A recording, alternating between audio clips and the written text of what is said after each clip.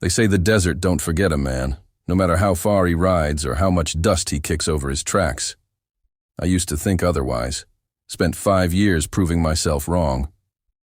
I came into Dry Fork the way I always did, quiet, saddle sore, with a limp in my right leg that never quite let me forget the night the barn burned.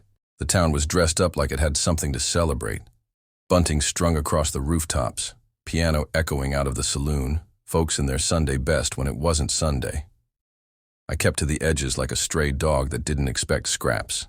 Didn't plan to stay long. Maybe a night, maybe 2. Long enough to wash the trail off my hands and find a warm corner of silence where no one'd ask what my name meant or where I came from. I gave folks Beau Calder now. Sounded soft on the tongue, forgettable, and maybe I'd earned that much kindness from myself. I tied my horse, Ghost, under the cottonwood behind the feed store and made my way toward the noise. It was near evening, but the sun still pressed, down on the street like a hot breath. Laughter spilled from the saloon porch, mingled with the clatter of dishes and the scent of overcooked beef.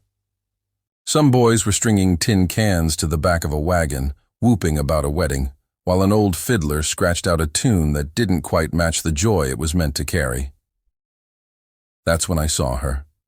She stepped out of the chapel, wearing a pale blue dress instead of white. No veil, no flowers. Just a thin, trembling bouquet of wild yarrow and sagebrush in her hands. Her hair was tied back with a silk ribbon, but loose strands clung to her cheeks in the wind.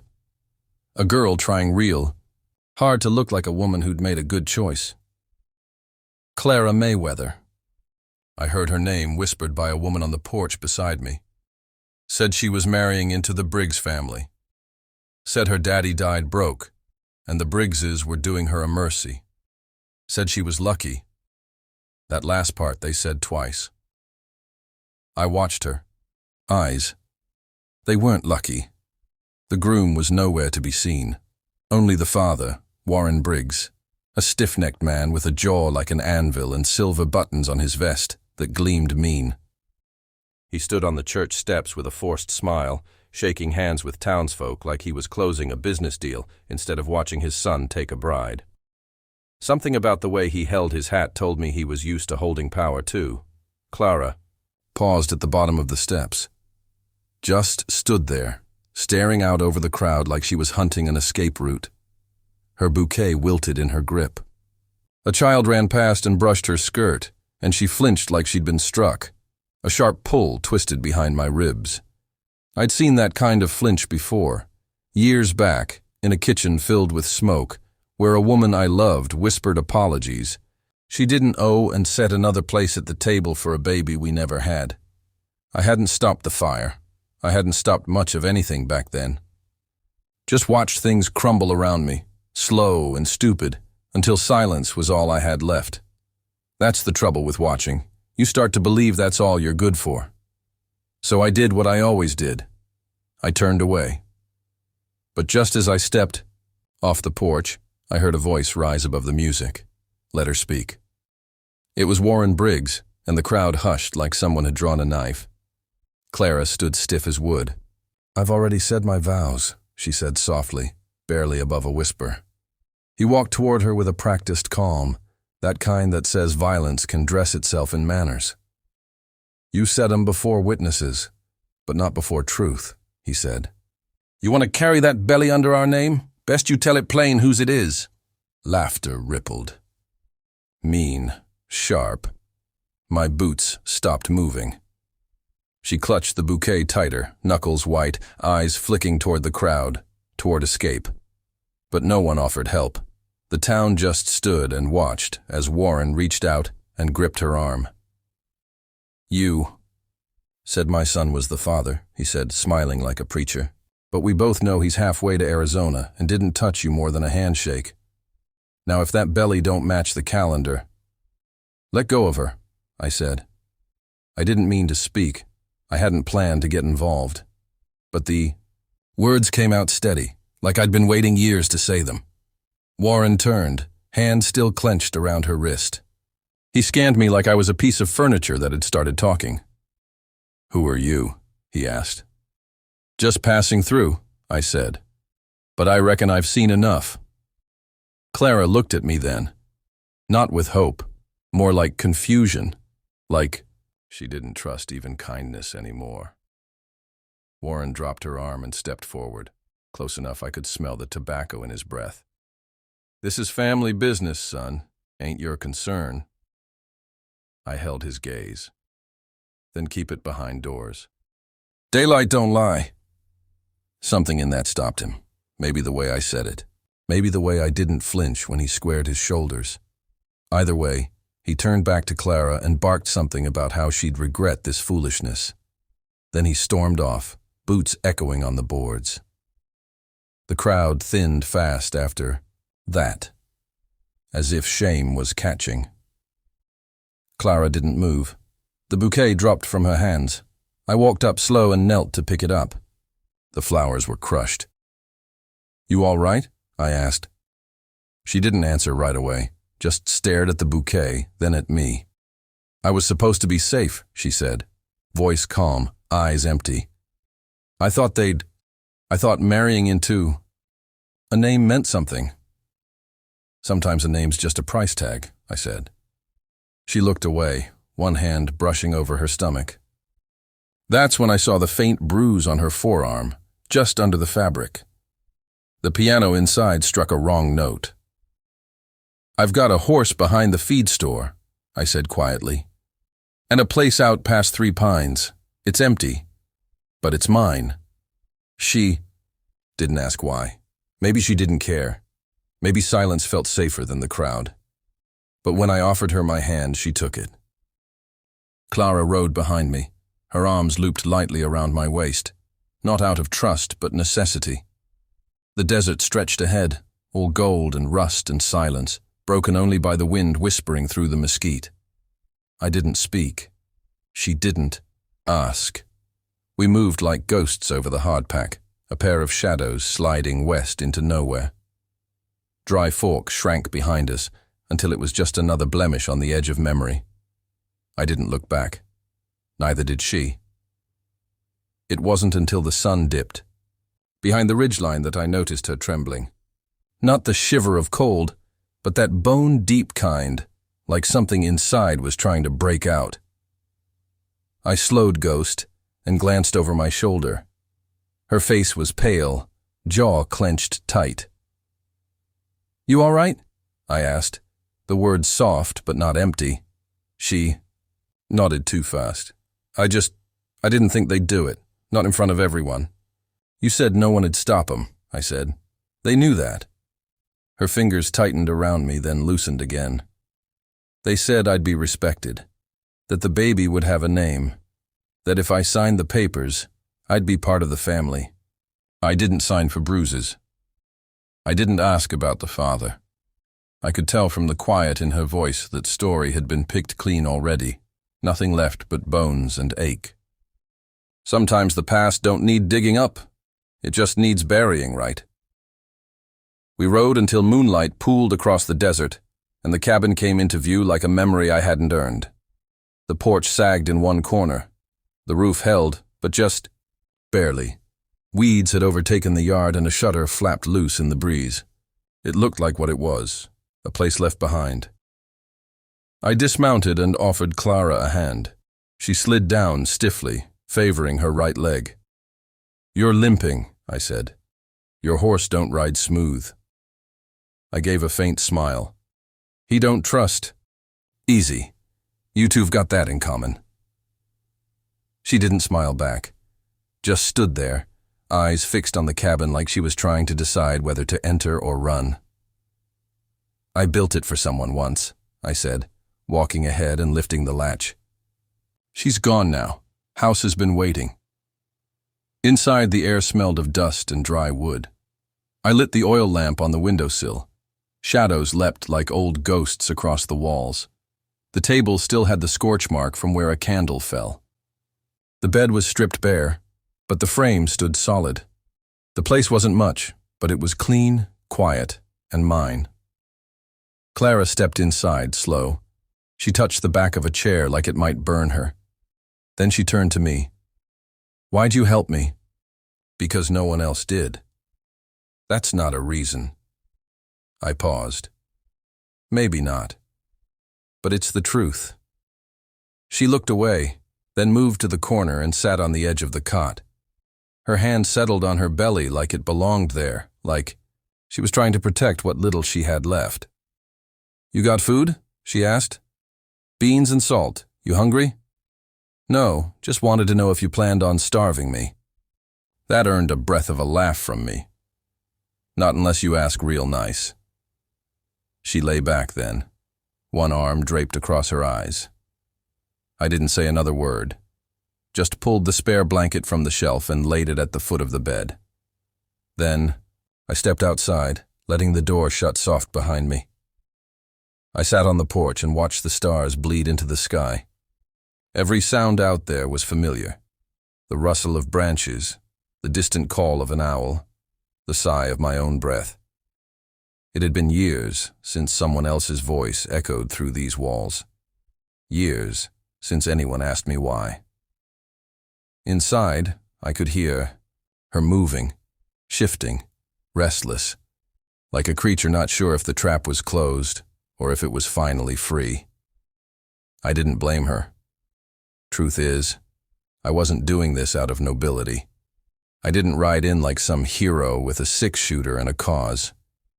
I just saw her fall, and something in me couldn't stand to watch another woman hit the ground while I stood there pretending I wasn't part of the world anymore.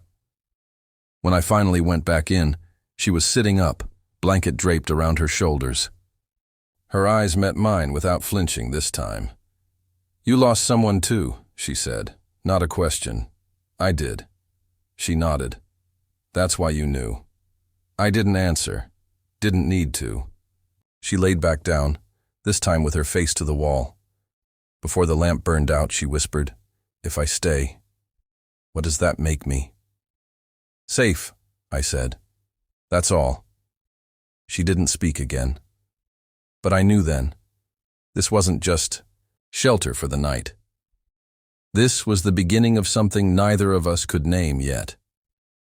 Two broken things laid side by side in the dark, not touching, not speaking, just breathing in time, waiting for the silence to stitch something back together. Morning came with a gray sky and the smell of rain on the wind. Clara stood at the edge of the porch, wrapped in my old flannel coat, staring out across the plain like it might offer her some kind of answer. She hadn't said much in 2 days. Just quiet movements, sweeping the floor, boiling water, folding and refolding the same blanket. A storm was building behind her eyes, but she kept the shutters drawn tight. I handed her a tin mug of coffee. She took it without a word, fingers brushing mine for the first time since she'd arrived. Cold, steady. "Warren'll come lookin'," she said. I nodded. I figured. "You planning to shoot him?" "Only if he brings a rope." She didn't smile, but the corner of her mouth twitched like it wanted to. "I used to think he was a good man," she said, voice low. "Not kind, not warm, but good. Kept his boots polished, paid the preacher, didn't raise his voice in public, but good men don't grab you hard enough to leave handprints." I sat beside her on the porch steps, the wood groaning beneath our weight. "Some men learn to keep their cruelty quiet. That don't make it less cruel." She sipped the coffee and looked out across the land. "You built this place with someone. What happened to her?" I watched a hawk wheel above the hills before answering. "Her name was June. She laughed like wind through tall grass. Never asked me to fix anything. Just sit beside her while the world spun wrong.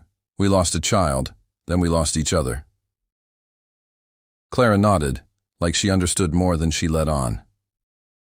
"Warren thinks I'm his shame," she said. "Thinks I'm the stain on a name that ain't even clean to begin with. When he finds out I'm still breathing, he'll want to finish what he started. I won't let him." She turned her face to me then, eyes clear, unafraid. "Don't. Make promises, Beau. Not for me. I've had enough men swear they'd stay, only to vanish when it got hard." I didn't answer. Just watched the horizon where clouds were rolling in, heavy with threat. That evening she sang. It was after dinner, just beans again, with a bit of onion she'd chopped slow and careful. I'd stepped outside to give her space, but the sound stopped me in my tracks. A lullaby, soft and broken at the edges, like a song remembered through tears. It carried through the door, wrapped in firelight, and something deeper than sorrow. I stood there a long time, letting it settle over me. When I finally stepped back inside, she was seated by the hearth, her hands resting on her stomach. "I used to sing to her," she said, "before I knew how everything would go wrong. You still can." She looked up. "I don't even know if it's a girl." "You sound like it is." That earned me a breath of something close to a smile. Then came the knock. 3 short raps, sharp, no hesitation. Clara froze. I reached for the rifle behind the door and slid the bolt with practiced calm. The knock came again, louder this time. When I opened the door, I found a man in a sheriff's coat and city boots, flanked by 2 younger deputies who looked like they were still learning how to scowl properly. "Evening," the sheriff said. "You Beau Calder?" "Depends who's asking." He held up a folded sheet of paper. "Writ from Dry Fork. Says you're harboring a fugitive woman, one Clara Mayweather, pregnant, fled under suspicion of fraud and slander." I didn't flinch. "That paper's a lie." He shrugged. "I don't write 'em. I just serve." Warren Briggs is powerful. Says she's unstable. Says she tried to take something that ain't hers." Clara stepped into the doorway behind me. Her voice rang out clear and strong. The only thing I took was my own life back. The sheriff looked at her, really looked. Something softened in his expression, but not enough to make him brave. "Ma'am, I don't want trouble, but I've got a job." "I didn't lie," she said. "I didn't slander. I said no. And they didn't like it." I could see it in the deputies' eyes. They weren't sure anymore. One of them shifted his weight. The other lowered his hand from his holster. The sheriff sighed. "I've got 2 choices. Take you in quiet, or take you in loud." "No," I said. "You've got a third." He raised an eyebrow. "You can turn around. Tell Briggs she vanished into the hills. Tell him she miscarried and wandered off mad. Tell him the desert swallowed her whole." "You threatening me, Calder?" "No. I'm offering you a story." He looked at me for a long time. Then he turned to Clara. "You got folks who'll back your version?" She shook her head. "No, just me." The sheriff glanced at his deputies, then back at me. "You planning to marry her?" I blinked. "What?" "If I go back without her, I need a reason. A tidy one. Paperwork don't like loose ends." I looked at Clara. Her eyes were steady, brave. "I'd marry her," I said, "if she'd let me." She didn't hesitate. "I would, if you asked." The sheriff snorted. "Romantic bunch, aren't you?" Then he tore the writ in half. "Let the pieces fall like feathers on the porch boards." "You never saw us," I said. He nodded. "And you never saw me." They rode off without another word. Dust curled in their wake like a trail of vanished ghosts. When I closed the door, Clara turned to me. "You didn't have to say yes." "I meant it," I said. She stepped closer, not smiling, not crying, just breathing in time with mine. Then, soft as a prayer, she said, "So did I." We married under the cottonwood tree behind the cabin, just before the first frost. No preacher, no rings, just her hand in mine, and a few words passed between us, spoken plain but not small. The kind of vows that don't need witnesses to be real. The wind caught her hair and tangled it across her cheek, and she laughed for the first time since I'd known her. Not softly, not carefully, but with her whole chest, like some part of her had finally split open and found air. I didn't say much that day. Truth was, I didn't need to. She knew what I meant when I looked at her. And she looked back like she saw something in me worth staying for. The baby came on a cold morning in late February, after a night of stars so bright they ached to look at. I found her doubled over by the stove, teeth clenched, sweat beading, along her hairline. "It's time," she said, voice tight with pain but clear. I'd helped a mare birth twins once. This was different. This was wild and raw and full of blood and breath and grit. Clara gripped my hand so hard I thought bones might snap. Hours passed in a blur of water and cloth and silence thick enough to choke on. And then, just before dawn, a cry broke through. She was small, wrinkled, loud, alive. Clara collapsed back into the pillows, tears streaking down her temples. "Her name's June," she whispered. I nodded, too full to speak. I held the child against my chest and felt the warmth of something I hadn't known I was missing until it was there. 3 months passed, and Dry Fork stayed quiet. Warren Briggs didn't send anyone else. Maybe the sheriff's story had held. Maybe he knew chasing her would be bad for business. Or maybe deep down he realized she wasn't coming back, not as something he could own or shame. Still, I kept the rifle close. Every morning, Clara rose before the sun and held June by the window, humming that same lullaby. She wasn't the same woman I found in the dust that day. Her spine was straighter now, her eyes steadier. She still flinched at loud noises, still checked the locks twice each night. But she laughed more, trusted more. And some days, she even let herself rest. Me? I'd stopped talking to ghosts. The cabin felt like a home again, not just a place to hide from memories. I fixed the roof. She patched the curtains. We planted sage in the yard, and sometimes I'd catch her dancing barefoot in the dusk, baby on her hip, twirling slow to music only they could hear. Then one afternoon, I saw a rider on the ridge. I didn't move, just stood on the porch and watched him come, dust trailing behind his horse, posture too proud for a traveler and too easy for a bounty man. I knew the shape of him before he even got close. Warren Briggs. He dismounted without speaking, boots crunching in the dirt like they owned it. His suit was neat, his face unmarked, but the anger behind his eyes was sharp enough to cut stone. "I came to collect what's mine," he said. "You came a long way for a lie," I replied. He sneered. "You think playing house out here makes her clean? She's still a thief. She took nothing from you but your power." His hand twitched, near his belt. Inside, Clara stepped into the doorway, June pressed against her shoulder. The child cooed, unaware of the storm at the gate. Warren's jaw tensed. "That's my blood." Clara's voice was calm but iron hard. "She's mine. She was never yours. You lost her the moment you raised your hand to me." He stepped forward, and I raised the rifle, not high, not aimed, just a reminder. "She's not afraid of you anymore," I said. "And I never was." Warren paused, looked between us, saw something he couldn't unmake. "You won't get away with this," he said. "I already have." He lingered there a moment longer, like a man trying to remember who he used to be. Then he turned and mounted up, the air humming with all the things he didn't say. He didn't look back. We watched until he vanished over the hill.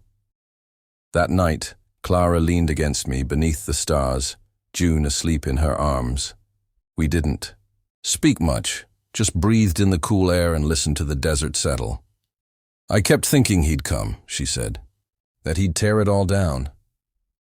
He tried, but he didn't. "No," I said. "He didn't." She looked up at me, the firelight flickering in her eyes. "I didn't think I could be loved like this." "You were never hard to love," I told her. "You just weren't seen right." And in that moment I realized the silence I'd carried for so long wasn't loneliness. It was waiting. Waiting for something worth breaking it for. She broke it, and so did that. Child. We weren't perfect. We weren't healed. But we were here. Together. And that was enough to start a whole new story.